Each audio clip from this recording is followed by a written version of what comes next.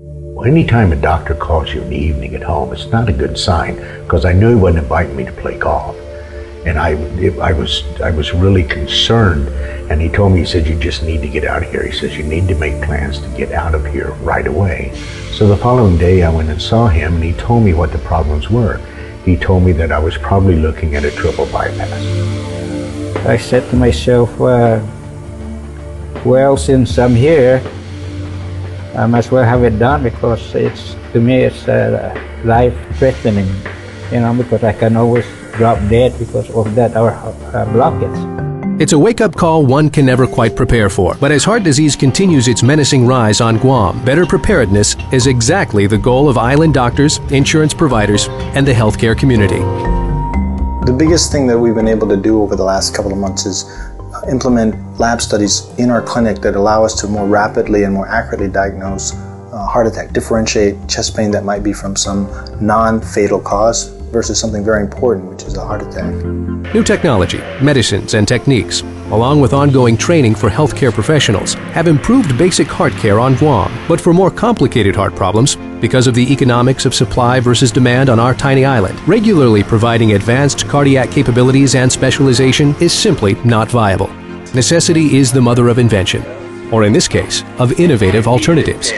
More and more Guamanians are exploring off-island options, not just for open-heart surgeries, but also for precision diagnostics and less invasive surgical intervention. It's a solution that nonetheless comes with considerable hardship, the daunting expense, the physical stress, and the loneliness of hospitalization thousands of miles from home. Once we had the reservations and everything made, I went wheelchair from gate to gate. And that eliminates the walking, and because again, that was part of the reason I found out I had a problem, is the loss of my mobility. So I went wheelchair gate to gate. Again, you have to get your certificates and everything through here. You have to release the airline from harm, because I wasn't traveling with a nurse.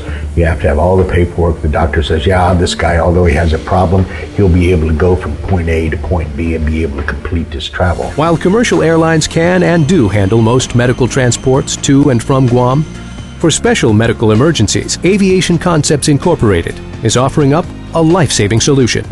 Our first patient was a relatively young male who had a heart attack, and he needed to either have open heart surgery for bypass surgery or angioplasty done, which is not always available on Guam. Receive immediate coverage. We can go to Manila, to Japan, to Taiwan, China, and Hawaii. As far as Hawaii, yes, and it all depends on the attending physician and what he thinks the critical care is and where he's going to send the patient to. So for heart patients seeking treatment overseas, it's no longer a question of how, but more importantly, where. And one strong solution turns out to be only a little more than a 3-hour flight away. I was speaking to my father, and I basically told him that proximity is the biggest issue here. How far one would have to fly in order to get these services done.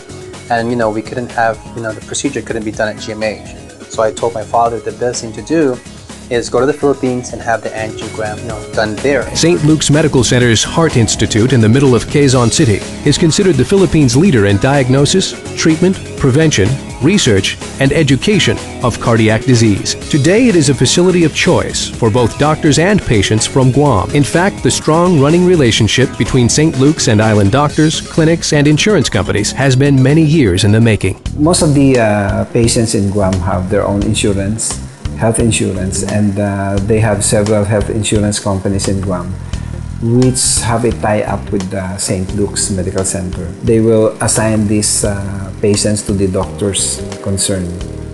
And so we take care of these patients depending on their needs. Most of these patients before, when were sent to Hawaii or to California, and only to find out that the same kind of services, which is even better here in the Philippines and St. Luke's, they can avail of at a much lesser costs. The costs, like for example, bypass surgery, open heart surgery, costs about $45,000 to $50,000 in the States.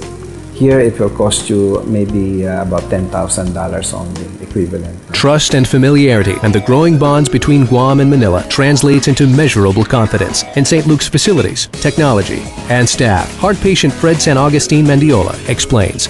So I heard about this executive checkup, physical executive checkup. It costs you about $200 for an outpatient and $400 for an inpatient. The advantage of inpatient is they'll take you through all the treatment that you're supposed to have. So everything went smooth except when it's time for me to take that treadmill. I didn't pass that. That nurse that was taking the reading called the doctor, and I don't know, they took, and that's the time they found out that I have artery blockage in my heart. So Dr. Poses recommend that I take the angiogram. We use what is considered currently as the standard of care for diagnosing and treating patients. Angiograms and angioplasties, they both go hand in hand. So better imaging, better ability to see optimal results will translate into better long-term performance of patients who are being treated. And it took about 45 minutes. I was wide awake, and after the procedure, I heard a lot of people clapping their hands. We strive for excellence, and the measure of excellence of any laboratory interventional unit, whether or not your patients are getting better, and whether or not your patients are developing complications. Dr. Poses said to me, "Well, Mr. Mendola, congratulations, you have a new heart." Wow, thank you. The Heart Center also boasts state-of-the-art diagnostic systems on par with the world's best. PET stands for positron emission tomography. Well, it's a diagnostic modality that is used primarily for looking into the metabolism of certain cells. The moment is the most sensitive and the most accurate diagnostic tool for detecting viability of the heart.